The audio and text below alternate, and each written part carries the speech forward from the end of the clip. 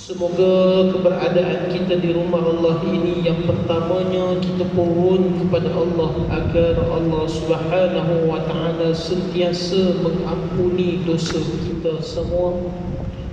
Dosa kedua ibu dan ayah kita, dosa suami, isteri maupun anak-anak kita. Mudah-mudahan Allah Subhanahu wa taala menerima semua amal kebaikan yang dilakukan oleh kita, sama ada sekecil-kecil kebaikan ataupun dengan sebesar-besar kebaikan. Mudah-mudahan Allah Subhanahu wa taala memilih kita untuk memasuki ke dalam syurga-Nya dan jauh daripada segala siksaan azab api neraka-Nya. Amin ya rabbal alamin. Alhamdulillah wa syukrillah, hadirin yang dikasihi oleh Allah Subhanahu wa taala, kita berada di dalam bulan-bulan yang penuh dengan kemuliaan, yaitu Rajab dan insya-Allah Sya'ban, dan setelah pada Sya'ban kita akan memasuki bulan Ramadan. Inilah 3 bulan yang begitu dinantikan oleh orang Islam, kerana di dalam 3 bulan ini padanya terdapat 3 malam yang istimewa. Di dalam Rajab itu berlakunya malam Isra wal Mi'raj kepada baginda Nabi sallallahu alaihi wasallam. Di dalam Sya'ban itu berlakunya malam yang disebut sebagai malam nisfu Sya'ban. Dan manakala di dalam Ramadan itu terdapatnya malam yang disebut sebagai malam Lailatul Qadar. Nak sampainya kepada Ramadan, doa dibaca pada bulan Rajab dengan memohon keberkatan di dalam Rajab dan Sya'ban. Wa ballighna Ramadan, dan dipertemukan, disampaikan kita, diberikan keberkatan umur dapat bertemu dengan Ramadan pada tahun ini. Kerana bagi orang-orang yang beriman diwajibkan ke atas kita berpuasa, itu orang beriman. Tetapi bagi orang yang mukmin, menantikan ketibaan Ramadan ini adalah seperti menanti ketibaan tetamu lama yang bakal hadir, yang selama akan duduk dengan kita di 1 bulan. Ambil manfaat daripada Ramadan ini daripada pagi sehingga mana ke pagi lagi. Setiap apa yang dilakukan di dalamnya itu adalah ibadah. Daripada bangun sahur, menunaikan solat subuh berjemaah, bertadarus, berqiyamul lail, bertarawih, menjamu orang makan, memberikan orang makan, hatta dia berikan orang minum sekalipun, Allah kurniakan pahala dengan beribu-ribu kali ganda. Ambil kesempatan tahun ni hadirin dan hadirat yang dikasihi oleh Allah, ya, ambil peluang menjadi salah satu penajar, ya, untuk memberikan orang makan di dalam bulan Ramadan ini. Ya, masjid ni alhamdulillah, dan kita duduk pada satu negara yang melimpah ruah dengan makanan. Keliling masjid ini ada surau-surau dan sebagainya. Boleh katakan setiap surau dan masjid bila tiba bulan Ramadan, mereka akan mengadakan majlis berbuka puasa. Maka berbeza-beza. Ada masjid yang mengenalkan bayaran RM1,000 satu malam contoh. Ada masjid yang mengenalkan bayaran RM2,000. Ada surau yang kecil-kecil RM500, ikut kemampuan kita. Semalam alhamdulillah kita mengajar di Masjid Bandar Tun Musin On. Luas sungguh masjid ni, lebih kurang masjid Bukit Indah juga kita. Kita tanya berapa satu malam untuk buka puasa. Dia kata, ustaz, dalam anggaran RM6,000 satu malam. Allah, RM6,000. Kita ingat RM6,000 orang yang datang. Tidak, RM6,000 satu malam. Cakap RM6,000 ni habis juga ke? Habis juga, ya, habis juga. Mana kata dalam 30 Ramadan tu orang nak berinfak juga. Dia tak kira berapa amount dia. ya, orang bekerja-kerja untuk melakukan kebaikan di dalam bulan Ramadan itu. Maka inilah hadirin yang dikasihi oleh Allah, jadikan Ramadan yang datang ini adalah Ramadan yang terbaik bagi kita. Mudah-mudahan insya-Allah hadirin yang dikasihi oleh Allah. Baik, kita sambung pengajian berkitab kita ini. Bismillahirrahmanirrahim. Dan adakah Nabi-Nabi Allah Subhanahu wa ta'ala melakukan dosa kepada Allah? Jumhur, yakni kebanyakan ahli fiqh mazhab Maliki, Hanafi dan Syafi'i menentang bahawa para Nabi ada yang melakukan dosa kecil dengan berkata, semua Nabi Allah itu bersih atau terpelihara daripada melakukan dosa kecil, sebagaimana bersih atau terpelihara daripada melakukan dosa besar. Kerana kita diperintahkan mengikut semua perbuatan dan tindak tanduk mereka secara mutlak, tanpa ada pengecualian apa-apa. Oleh kerana itu, setiap perbuatan yang lahir daripada mereka merupakan perbuatan taat dan sesuai dengan kehendak Allah Subhanahu wa ta'ala, iaitu untuk beribadah padanya. Seandainya kita katakan bahawa mereka tidak bersih daripada melakukan dosa kecil, maka mereka tidak layak menjadi contoh ikutan kita. Baik, pada satu tajuk berkenaan dengan Nabi-Nabi Allah Subhanahu wa ta'ala. Kuliah kita yang lepas, kita menceritakan berkenaan dengan ciri-ciri yang perlu dimiliki oleh seorang Nabi, iaitu ciri yang pertama, mestilah seorang Nabi itu daripada kalangan manusia, bukanlah daripada kalangan malaikat ataupun daripada kalangan jin. Itu yang pertama. Ciri yang kedua, mestilah seorang Nabi itu lelaki, kerana tidak ada Nabi yang diturunkan oleh Allah Subhanahu wa ta'ala daripada Nabi Adam alaihi salam sehingga yang terakhir baginda Nabi Muhammad sallallahu alaihi wasallam ini daripada kalangan-kalangan perempuan. Sama ada tidak sebahagiannya lelaki, tidak sebahagiannya perempuan. Tidak. Semua Nabi-Nabi Allah Subhanahu wa ta'ala ini lelaki. Yang ketiga, ciri menjadi Nabi itu mestilah orang yang merdeka, bukan daripada kalangan-kalangan hamba sahaya. Yang keempat, ciri menjadi seorang Nabi itu tidak mempunyai sebarang bentuk sakit ataupun penyakit yang menyebabkan umat-umat ataupun orang lari daripadanya. Bersih daripada segala penyakit-penyakit atau sebagainya, ya. Dan yang keseterusnya, Nabi-Nabi Allah, ciri yang perlu ada pada mereka adalah ibu dan ayah mereka tidak melakukan sebarang bentuk pekerjaan-pekerjaan yang hilang. Itu Nabi-Nabi Allah. Maka jumlah Nabi-Nabi Allah Subhanahu wa ta'ala ini yang wajib diketahui oleh kita seramai 25. Ini adalah basic knowledge bagi orang Islam, mengetahui nama Nabi-Nabi Allah. Apa lagi pengetahuan asas bagi orang Islam ni? Mana kata kita ni orang Islam, benda ni dah memang ada dalam hati kita, iaitu 99 nama Allah Asmaul Husna, berkenaan dengan nama-nama malaikat, 10 nama malaikat, berkenaan dengan 25 nama Nabi, rukun Islam, rukun iman, sifat 20, rukun solat. Ini yang dikatakan basic knowledge kita ini sebagai orang Islam, mengetahui tentang perkara-perkara ini. Contohnya jumlah Nabi Allah Subhanahu wa ta'ala yang wajib tahu 25. Bermula daripada Nabi Adam alaihi salam sehinggalah yang terakhir baginda Nabi Muhammad sallallahu alaihi wasallam.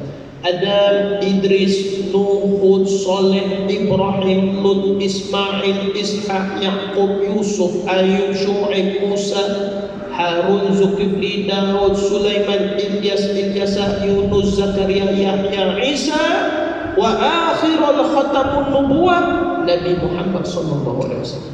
Ini 25 nama yang wajib kita tahu. Tetapi jumlah keseluruhan Nabi Allah Subhanahu wa taala dalam riwayat ini bukanlah 25. Kerana dalam riwayat menyebutkan Nabi Allah Subhanahu wa taala ini mempunyai seramai 124,000 orang. Ramai Nabi-Nabi Allah. Ya, 124,000 orang. Kerana apa kita sebut dalam riwayat? Kerana ada yang menyebut lebih daripadanya dan ada juga yang memberikan pandangan kurang daripadanya. Tetapi dalam satu riwayat yang jelas menyebutkan 124,000 para Nabi Allah Subhanahu wa taala. Yang pasti jelas pertama Nabi Adam alaihi salam, yang terakhir baginda Nabi sallallahu alaihi wasallam.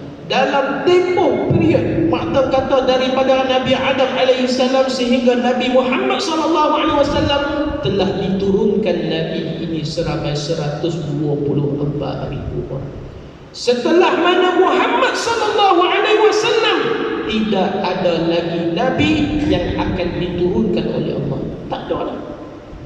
Kerana pada belikat Nabi sallallahu alaihi wasallam ini dimeterai satu job yang menyebut khatamun nubuwah, penutup bagi segala para Nabi Allah. Tak ada dah. Bukankah Nabi Isa alaihi salam itu dia akan datang pada akhir zaman?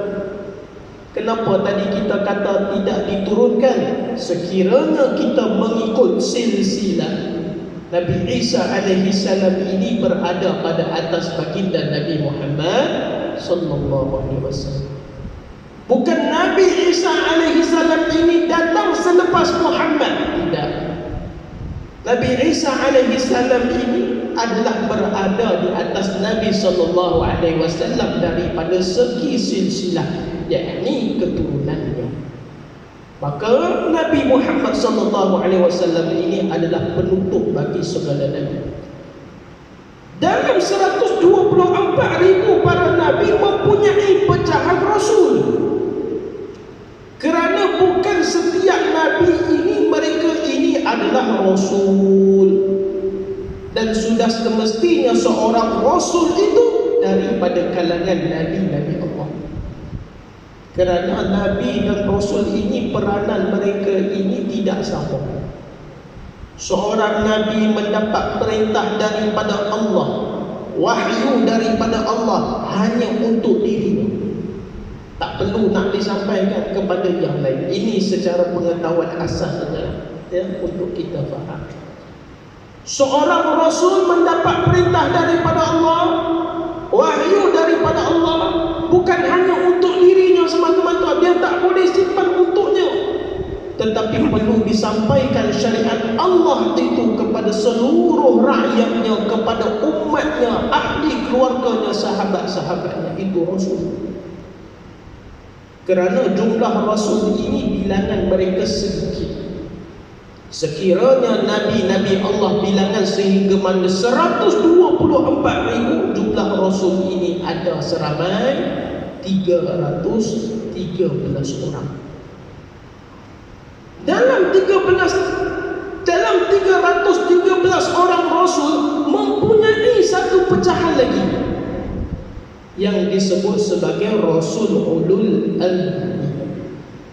Ini yang kita sebut malam ni, hadirin dan hadirat yang dikasihi oleh Allah. Sebenarnya kita dah belajar ya pun. Makna kata kita semua ni dah belajar. Dan kita tahu dah berkenaan dengan Nabi, Rasul. Malam ni dia cuma refresh balik ya. Kita cuma nak keluarkan balik apa yang ada simpan dalam hati kita, akal kita dan sebagainya. Rasul Ulul Azmi ini 5. Kerana apa disebut Rasul Ulul Azmi? Rasul yang mempunyai tahap kesabaran yang begitu tinggi, dan Rasul yang mempunyai ujian yang begitu berat daripada kalangan-kalangan Nabi Allah Subhanahu wa ta'ala. Dan setiap Nabi Allah Subhanahu wa ta'ala itu ujian mereka berat. Sa'ad bin Abi Waqqas bertanya kepada Nabi SAW, ayyun nasu asyaddu bala', siapa manusia yang begitu berat ujiannya di atas dunia?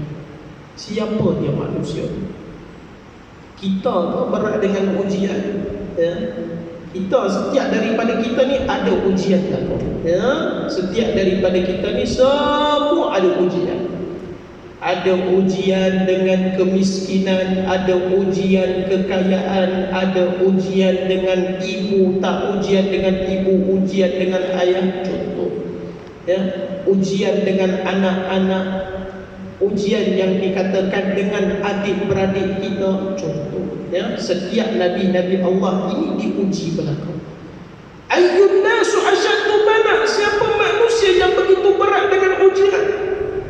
Maka jawab Nabi SAW, al-anbiya, Nabi-Nabi Allah adalah manusia yang begitu berat diuji.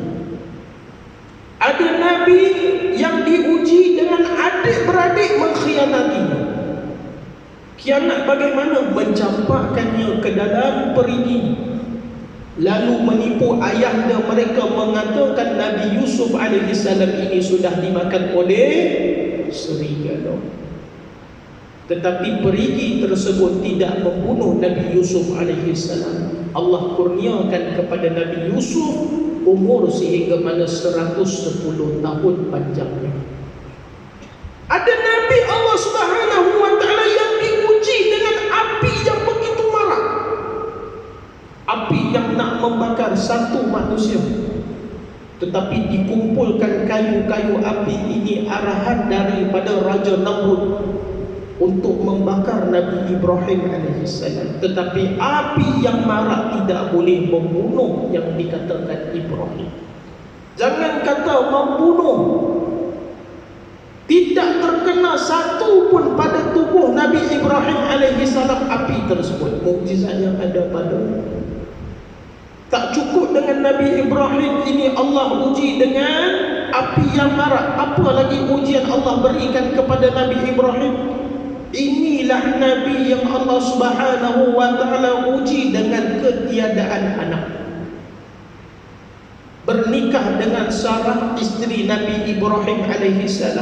Sarah tidak boleh melahirkan, tidak boleh mengandungkan anak. Dalam arti kata lain, Sarah merupakan seorang wanita yang mandul. Tetapi Nabi Ibrahim tidak pernah putus kepada Allah, tak pernah putus asa. Rabbi habli minas salihin, doa Nabi Allah minta zuriat. Rabbi la tazarni fardan wa anta ghairul warithin. Rabbi habli min ladunka zurriyatan tayyibah innaka sami'ud du'a. Itu doa-doa yang pohon zuriat kepada Allah. Dan apabila Nabi Ibrahim ini dia mengetahui yang memberikan segala-galanya ini adalah Allah, maka lahir Nabi Ismail AS. Dikala usia Nabi Ibrahim 80 tahun. Bayangkan ya hadirin dan hadirat yang dikasihi oleh Allah. Lahir Nabi Ismail AS melalui Hajar, bukan melalui Sarah. Dan adakah Allah mempersia-siakan Sarah? Tidak. Selang beberapa tahun kelahiran Nabi Ismail, lahirnya seorang anak Nabi Ishaq AS. Lihat kuasa Allah. Pada asalnya seorang wanita yang tidak boleh mengandung, yang tidak boleh bersalin, wanita ini Allah berikan rezekinya anak. Dan bukan hanya setakat itu, wanita ini sudah putus. Kuasa Allah Subhanahu wa ta'ala. Bila dikurniakan anak Nabi Ismail, dikurniakan anak Nabi Ishaq, gembiranya hati seorang ayah. Tetapi sampai firman Allah, anak yang ada kena pula sembelih. Oh, berat sungguh ujian Nabi Ibrahim AS. Menanti anak lama. Bila mana dapatnya anak, sampai perintah Allah, anak yang dimiliki ini kena sembelih. Kata Nabi Ismail alaihissalam, sekiranya ini adalah perintah daripada Allah, insya-Allah aku ini menjadi orang-orang yang bersabar. Dengan kuasa Allah, Ismail yang sepatutnya menjadi korban sembelihan ayahnya ditukarkan menjadi dengan seekor kibas. Tu Rasul Ulul Azmi. Dia hanya 5. Pada tangga yang pertama, Nabi yang begitu berat ujiannya, kita lihat ya, pada tangga yang pertama, Nabi yang begitu berat dengan ujian, yang mempunyai tahap kesabaran yang tinggi, yang disusun oleh ulama ini. Yang pertama, baginda Nabi Muhammad sallallahu alaihi wasallam. Ini bukan silsilah ya. Sekiranya mengikut silsilahnya berketurunan. Nabi Nuh, Nabi Ibrahim, Nabi Musa, Nabi Isa, Nabi Muhammad SAW. Ini silsilah keturunan. Tapi mengikut pada tangga yang pertama, Nabi yang mempunyai kesabaran yang sangat tinggi, yang mempunyai ujian yang begitu berat, yang pertama Nabi Muhammad SAW. Yang kedua, Nabi Ibrahim alaihissalam. Yang ketiga, Nabi Musa alaihissalam. Yang keempat adalah Nabi Isa alaihissalam. Yang kelima adalah Nabi Nuh alaihissalam. Ini 5 Rasulul Azmi. Kita tahu dah mereka ni Rasulul Azmi. Tapi malam ni mudah-mudahan kita tahu, oh dalam 5 Nabi Allah ini ada pada tangga yang pertama kesabaran yang sangat-sangat tinggi, iaitu Nabi Muhammad SAW. Ya, itu hadirin dan hadirat yang dikasihi oleh Allah. Ujian Nabi SAW ini, Allah, ujian yang sangat-sangat berat. Kita takkan mampu. Takkan mampu. Nabi Muhammad SAW ni Habibullah, Rasulullah, kekasih Allah. Dijamin syurga kepadanya. Kerana di yaumul akhirah hanya dialah Nabi Allah Subhanahu wa taala yang boleh memberikan syafaat. Tidak ada lagi nabi-nabi yang lain memberikan syafaat di yaumul akhirah melainkan baginda Nabi Muhammad sallallahu alaihi wasallam. Syafaat pertolongan. Ya, nabi lain tak boleh nak baginda. Semua nabi-nabi telah menggunakan syafaat mereka ni di atas dunia.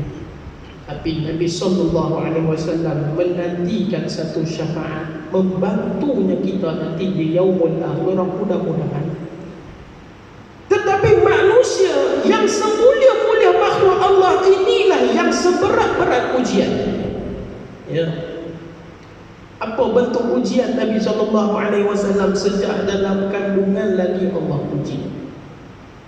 Kehilangan ayahnya yang bernama Abdullah. Ya. Bila mana Nabi SAW lahir, ayahnya yang bernama Abdullah sudah meninggal dunia. Jadi Nabi SAW ni anak yatim. Bila membesar dengan ibunya Aminah radhiyallahu anha, apa yang berlaku kepada Aminah? Jatuh sakit di mana? Jatuh sakit di Abuwa, pulang daripada menziarahi makam suaminya. Ya. Jatuh sakit. Bila jatuh sakit Aminah radhiyallahu anha meninggal dunia.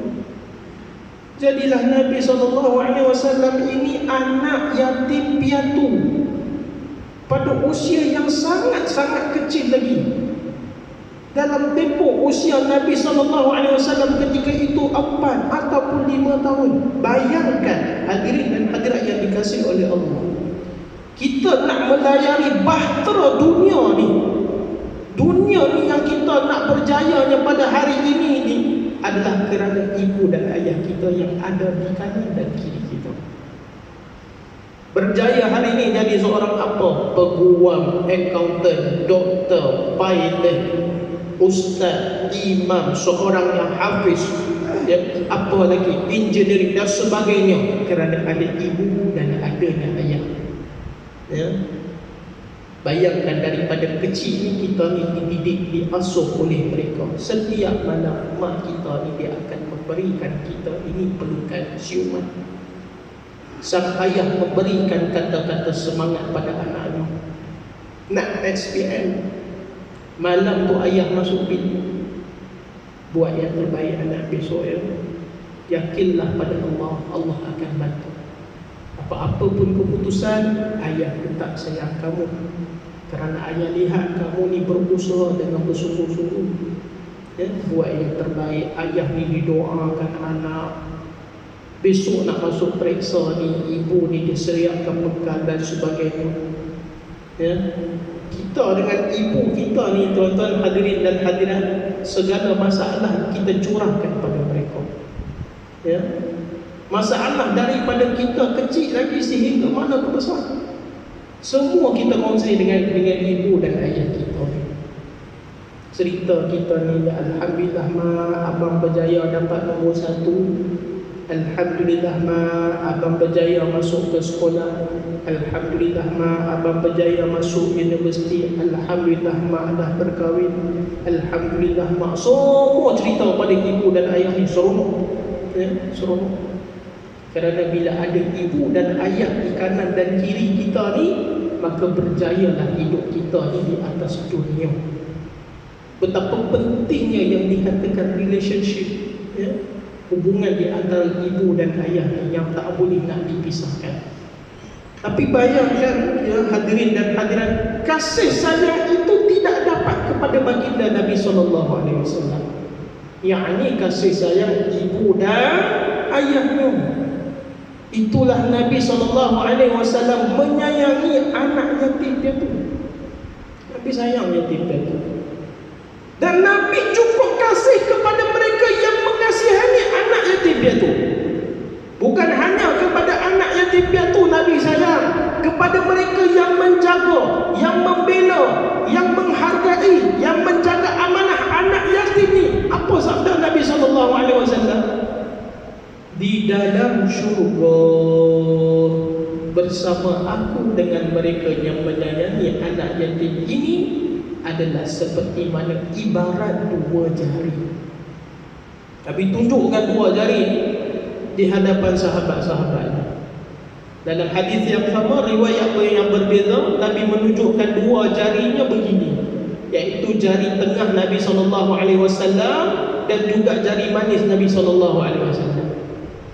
Dalam riwayat yang pertama, Nabi tunjukkan begini kepada sahabat ni, begini. Kepada siapa ni?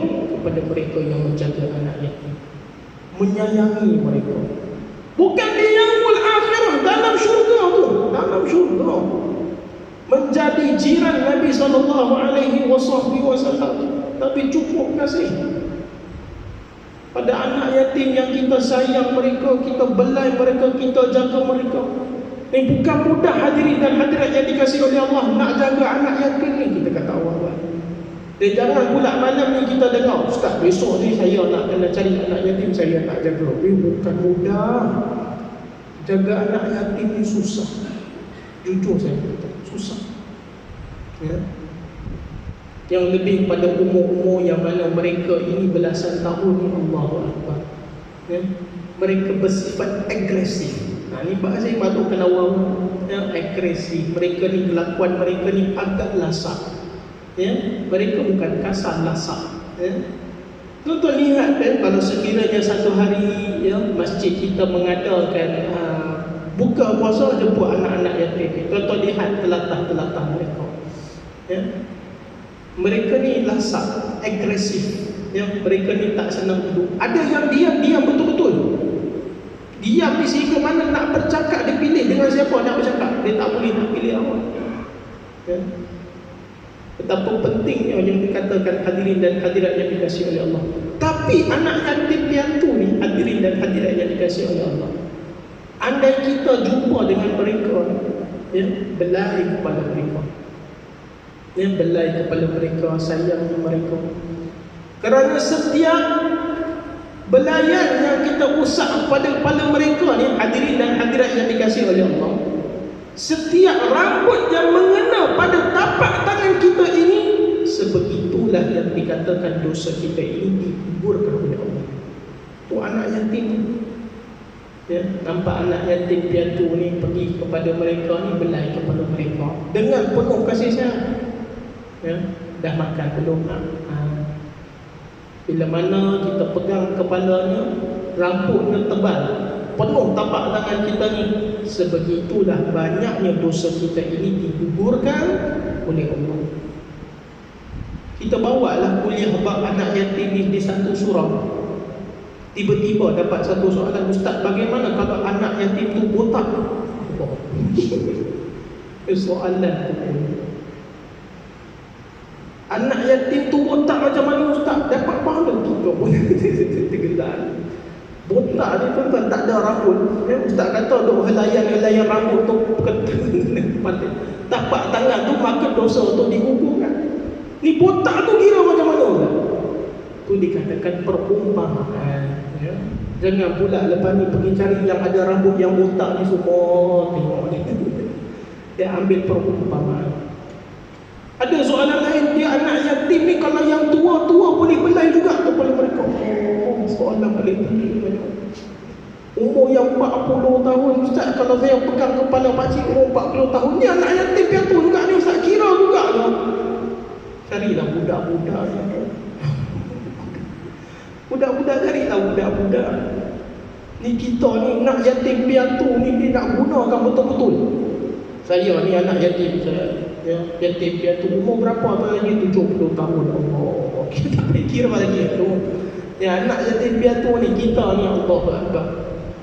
Ya, baru-baru ni ada satu jemaah ni, dia sedih lah ibu meninggal dunia. Semua sedih belaka ibu meninggal dunia. Haji ni umur dia 54 atau 55 tahun, ya, 55 tahun. Maka dia kongsikan, ustaz, baru-baru ni ibu saya meninggal dunia. Inna lillahi wa inna ilaihi raji'un. Berapa umur ibu meninggal dunia kita tahu? Umur ibu saya meninggal dunia ni umur dia 93 tahun. 93 tahun meninggal dunia. Haji umur 55 tahun. Sedih ya? Sedih. Memang sedih. Bila kita kehilangan ibu dan ayah, memang perasaan yang sangat sedih. Ya. Tapi bayangkan Allah berikan kepadanya rezeki, peluang dapat lihat ibunya sepanjang 55 tahun. Dapat menjaga, dapat menghargai, dapat doa daripada ibu dan ayah ni sepanjang mana 55 tahun. Dan apa yang kita miliki hari ini, ibu dan ayah kita, suami dan isteri kita, anak-anak kita, satu masa nanti kita kena terima hakikat, kita kena berpisah dengan mereka. Itu adalah yang dikatakan hakikat yang sebenar yang kita kena terima. Kerana dunia ni dia bukan tempat yang kekal abadi buat selama-lamanya, hanya tempat yang sementara. Tak cukup Nabi SAW Allah uji dengan kematian ibu dan ayahnya, yakni yatim piatu. Allah uji Nabi SAW dengan anak. Dengan anak. 7 dikurniakan anak Nabi SAW, 6 meninggal dunia. Sewaktu mana Nabi hidup lagi. Ya, bukan Nabi kehilangan seorang anak, ya hadirin dan hadirat yang dikasihi Allah. Nabi 7 orang anak, Qasim, Zainab, Ruqayyah, Ummu Kulsum, Fatimah Az-Zahra, Abdullah dan Ibrahim. 6 daripadanya melalui Sayyidatina Khadijah radhiyallahu anha, 1 melalui isteri yang lain, yakni Maryam Al-Qibtiyah. Azan kita berikan kepada azan kita, ya, insya-Allah kita sama sikit. Wasallam diuji dengan anak-anaknya. Maksud ujian dengan anak-anak ni bagaimana? Ujian kewafatan, ya, ujian kematian. Ya. Ada di kalangan-kalangan kita ni yang anaknya meninggal dunia, tuan-tuan. Mungkin ada, ya, ya, meninggal dunia kerana apa? Sakit, kemalangan dan sebagainya. Ya. Berapa ramai anak kita yang meninggal dunia ni contoh, ya. Mungkin seorang, ya, mungkin ada 2 orang dan sebagainya. Tapi lihat ya ujian Nabi SAW dalam 7 di kalangan anak Nabi SAW, 6 daripada Sayyidatuna Khadijah binti Al-Khuwailid. Ini adalah daripada Sayyidatina Khadijah. 6 orang. Hanya seorang saja anak Nabi SAW yang bernama Ibrahim bersama dengan isteri yang bernama Sayyidatuna Maria binti Syamun Al-Qibtiyah. Ya.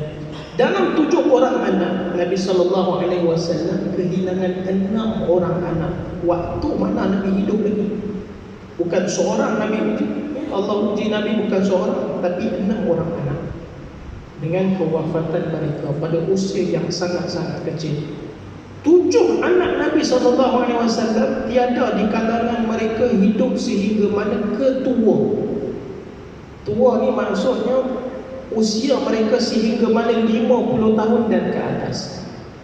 Anak Nabi SAW yang terakhir meninggal dunia adalah Sayyidatina Fatimah Az-Zahra. Meninggal dunia pada usia 28, ada riwayat 29 tahun. Meninggal pada tanggal 3 Ramadan. Hanya Fatimah Az-Zahra saja yang hidup setelah mana kewafatan Nabi Muhammad SAW. 6 bulan selepas kewafatan Nabi SAW, 6 bulan, maka Sayyidatina Fatimah Az-Zahra pun wafat, bertemu dengan ilahi.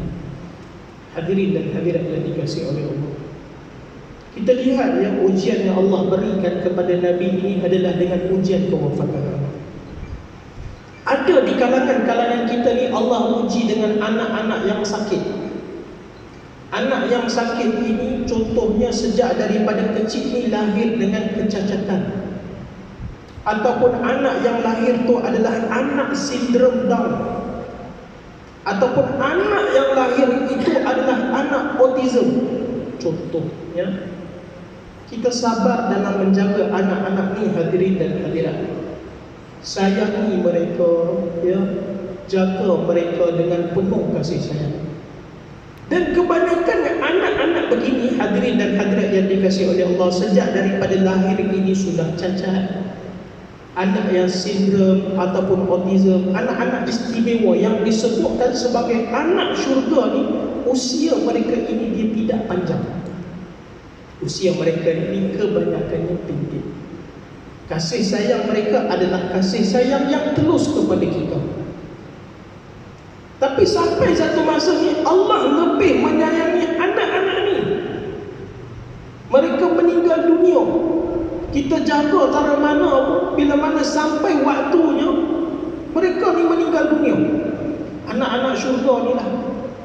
Dan ketahuilah anak-anak syurga ini dia akan menanti ibu dan ayahnya di yaumul akhir.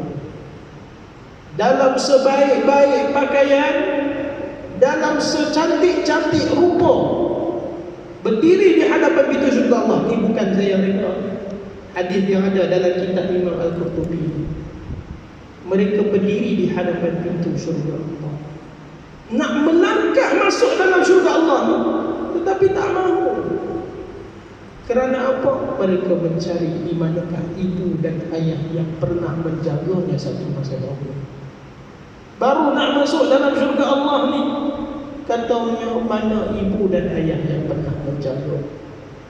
Nak masuk dalam syurga ni, nak ada ibu dan ayah. Siapa ni? Anak-anak syurga yang kita jaga ya.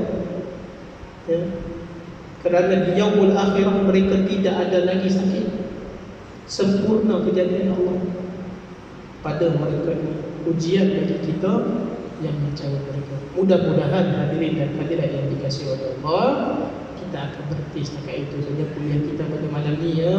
Banyak lagi ujian Nabi SAW yang kita nak kongsikan.